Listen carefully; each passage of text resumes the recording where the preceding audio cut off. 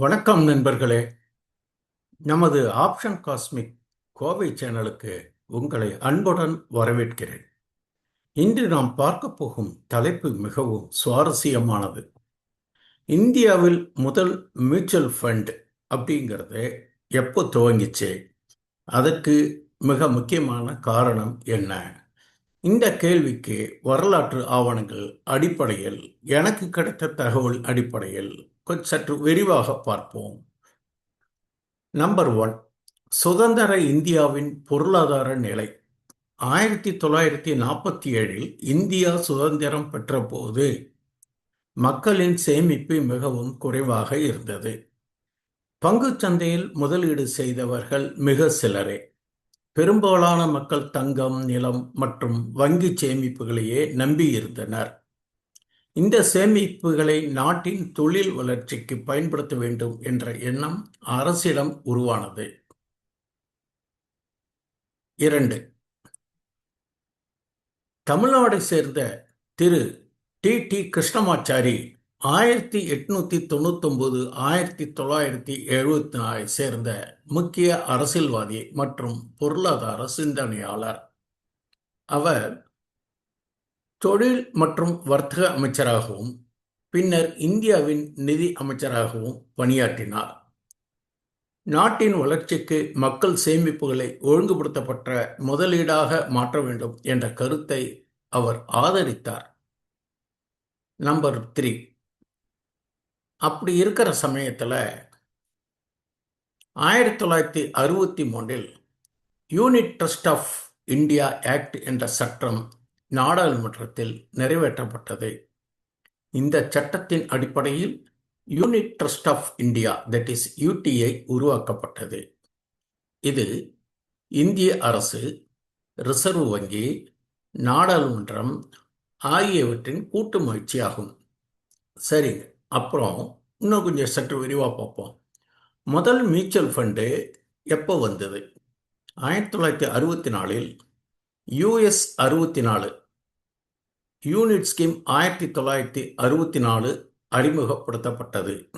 இந்த திட்டம் நடுத்தர மக்களிடம் பெரும் வரவேற்பை பெற்றது.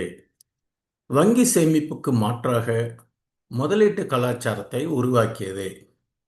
சரி, அப்போது இருந்த நிதியமைச்சர் டி கிருஷ்ணமாச்சாரியாரின் உண்மையான பங்கு எப்படி அப்படிங்கிறத சற்று விரிவாக பார்ப்போம்.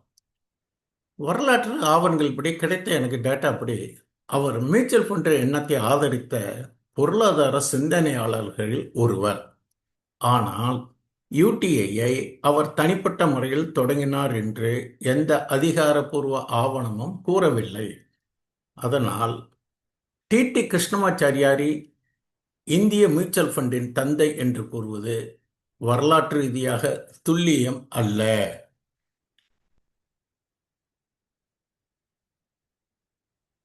பகுதி 6, வளர்ச்சி. 1987 SBI mutual fund, can bank mutual fund, LIC mutual fund இப்படியெல்லாம் ஆரம்பித்தாங்க. 1993 பார்த்தீங்கன்னா செபி மியூச்சுவல் ஃபண்டு ரெகுலேஷன்ஸ் அமலுக்கு வந்தது. முதல் தனியார் mutual fund 6 Kothari Pioneer mutual fund. பின்னர் அதுக்கப்புறம் HDFC, ICICI Prudential, Franklin Templeton, Kotak, Nippon India, Aditya Birla Sun Life போன்ற பல நிறுவனங்கள் உருவாகின. அடுத்து எஸ்ஐபி புரட்சி எப்போ வந்தது? நாமெல்லாம் செய்கிறோம் இல்லைங்களா? Systematic investment plan, either lumpsum or monthly or weekly twice நம்மளுடைய தொடர்ந்து சேமிப்பு உருவாக்குற இந்த ஸ்கீம் எப்போ வந்ததுன்னு கேட்டிங்கன்னா 2014க்கு பிறகு தான் வந்தது. Direct mutual fund, index fund, exchange traded fund, mobile apps மூலம் முதலீடு செய்வது மிகவும் எளிதாக இருந்தது. இன்று கோடிக்கணக்கான இந்தியர்கள் மாதந்தோறும் எஸ்ஐபி செய்து வருகிறார்கள். முக்கிய உண்மை என்ன அப்படின்னு கேட்டிங்கன்னா, இந்தியாவில் மியூச்சுவல் ஃபண்டு துவங்கியதற்கு அடிப்படை காரணம் இந்திய அரசு, RBI, Unit trust of India Act 1963, நாடாளுமன்றம். இப்போ இது மாதிரி பார்த்தீங்கன்னா மியூச்சுவல் ஃபண்டு இன்னைக்கு நிறையா இருக்கு, நிறையா ஸ்கீம்ஸ் இருக்கு, நிறையா கம்பெனிஸ் இருக்கு.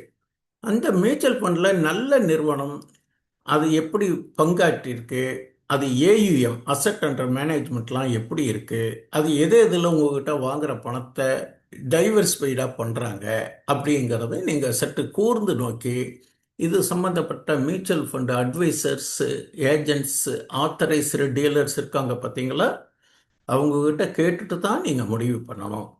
பொதுவாகவே பங்குச்சந்தையில் முதலீடு செய்வதை விட ஒரு குறிப்பிட்ட ஸ்டாக்ஸில் முதலீடு செய்வதை விட அல்லது ஒரு 5-6 ஸ்டாக்குகள் முதலீடு செய்வதை விட அந்த தொகையை நீங்கள் மியூச்சுவல் ஃபண்டில் முதலீடு செய்வது என்பது சற்று பாதுகாப்பானது. ஏன் அப்படின்னு கேட்டிங்கன்னா, அந்த fund managers can do there jobs perfectly. அதில் இந்த ஃப்ளெக்ஸி கேப் ஃபண்டெல்லாம் இருக்குது பார்த்தீங்களா, அவங்க சுவிட்ச் ஓவர் பண்ணிக்கிட்டு இருப்பாங்க. எது எப்படி மூவ் இருக்கோ பை பண்ணுவாங்க, செல் பண்ணுவாங்க, அவங்க பண்ணுவாங்க. ஆனால் நீங்கள் ஒரு ஸ்டாக்கை தேர்ந்தெடுத்து பண்ணினீங்கன்னா அதில் அந்த ஸ்டாக்ஸுக்கு pros or cons, positive or negative news impact ஆகும்போது உங்களுடைய முதலீடு சரியறதுக்கான வாய்ப்புகளும் இருக்கு.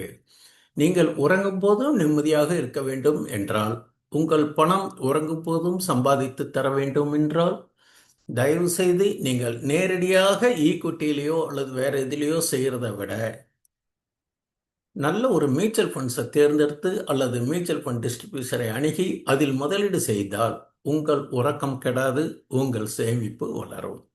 அப்படிங்கிறது என்னுடைய ஒரு தனிப்பட்ட கருத்து. நிறைவாக என்ன சொல்கிறேன் அப்படின்னு கேட்டிங்கன்னா, மியூச்சுவல் ஃபண்ட் என்பது வெறும் முதலீட்டு திட்டம் அல்ல. அது இந்திய மக்களின் சேமிப்பை நாட்டின் பொருளாதார வளர்ச்சியுடன் இணைந்த மிகப்பெரிய நிதி புரட்சி. இன்னைக்கும் எஸ்ஐபி மூலம் கோடிக்கணக்கான குடும்பங்கள் நீண்டகால செல்வத்தை உருவாக்கி வருகின்றன என்பதற்கு நல்ல உங்களுக்கு கண்கூட தெரியும். இந்த வீடியோ உங்களுக்கு பயனுள்ளதாக இருந்தால் லைக் பண்ணுங்க, ஷேர் பண்ணுங்க, சப்ஸ்கிரைப் செய்யுங்கள். ஆப்ஷன் காஸ்மி கோவை சேனலில் மீண்டும் புதிய தகவலுடன் சந்திப்போம். நன்றி, வணக்கம்.